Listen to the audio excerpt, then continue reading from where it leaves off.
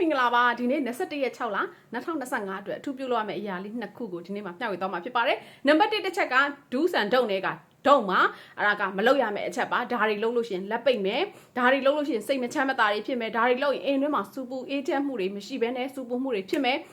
ဒါတွေလုပ်လို့ရှိရင်ကိုယ့်ဘဝထဲမှာဒီနေ့တစ်နေ့လုံးလုံးမဲ့အလုပ်ကိစ္စတွေမှာလက်တွေပိတ်ပြီးတော့မှဇေယောင်းနဲ့သူမရောင်းနိုင်တော့ဘူးကိုကိုယ်တိုင်ကမပျော်ရွှင်တော့ဘူးကိုမပျော်ရွှင်တာနဲ့ကိုယ့်ရဲ့အတွေးတွေမကောင်းတော့တာနဲ့အမျှတစ်နေ့လုံးမှာလုပ်တဲ့မြအဆင်မပြေဘူးဆိုတဲ့အချက်တွေမဖြစ်စေဖို့အတွက် don'ts ကိုဒီနေ့မှာထက်ကမျှဝေပေးလိုက်ပါတယ်အဲ့တော့အဲ့ဒါဘာလဲဆိုတဲ့အခါကျတော့ထက်တို့တွေဒီဟိုပါပေါ့နော်မနက်ခင်းလင်းတာနဲ့လူတွေကဖုန်းကြည့်ကြတယ်ကြည့်ပါကြည့်လို့ရတယ်သို့တော့ကိုယ့်အတွက်စိတ်အနှောက်အယှက်ဖြစ်စေမဲ့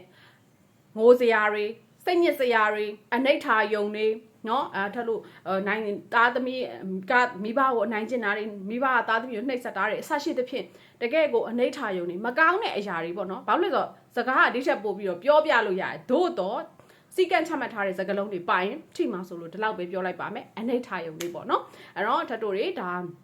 မျက်စိနဲ့မြင်လိုက်တာနဲ့စိတ်ညစ်ရတဲ့အရာတွေဒါမျိုးတွေဆိုလို့ရှိရင်အတက်နိုင်ဆုံးရှောင်းမလို့ထက်ကအတိပေးချင်တာပါဒီဟာတွေကထက်တို့လှုပ်လိုက်ရင်လက်ပါပိတ်တယ်ဒါတွေကိုကြည့်လိုက်လို့ရှိရင်ဟာငါသားဆိုဘယ်လိုလုပ်မှာပေါ့ तू อ่ะဆိုဘယ်လိုပေါ့ထက်တော့ဘာဖြစ်လဲအဲ့လိုပွဲတွေကိုလိုက်ကြည့်လိုက်တဲ့အခါမှာထက်တော့ဝေဖန်မှုတွေစပြီးလုပ်တယ်ဝစီကန်စပြီးခံရတယ်ဝစီကန်ပါသွားတဲ့အတွက်အဲ့ဒီဝစီကန်ကိုမထိန်နိုင်လေကိုယ့်ရဲ့အကုသိုလ်ကံကြီးလာလေ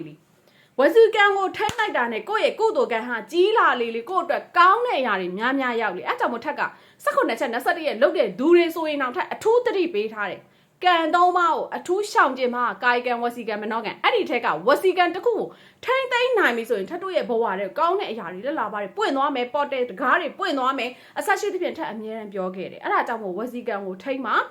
မြင်တဲ့သလောက်ပဲကြည်ပါကိုယ့်အတွက်အကောင်းနေဖြစ်စေမယ်ဆရာတော်ဖျားကြီးရဲ့မြစ်တာတက်တွေပြည့်ထားတယ်ဒါတွေပိတ်တရားတွေเนาะဒါမျိုးတွေကြည်ပါပျော်ရွှင်ရတဲ့ဟာတတွေကြည်ပါထပ်တို့ရီလိုက်တာနဲ့သူက energy ချိန်သွားတယ်ဘလောက်ပဲကိုယ့်ဘဝမှာဒုက္ခတွေရှိရှိရီစရာကြုံတာလေးတစ်ခုခုအားရပါရ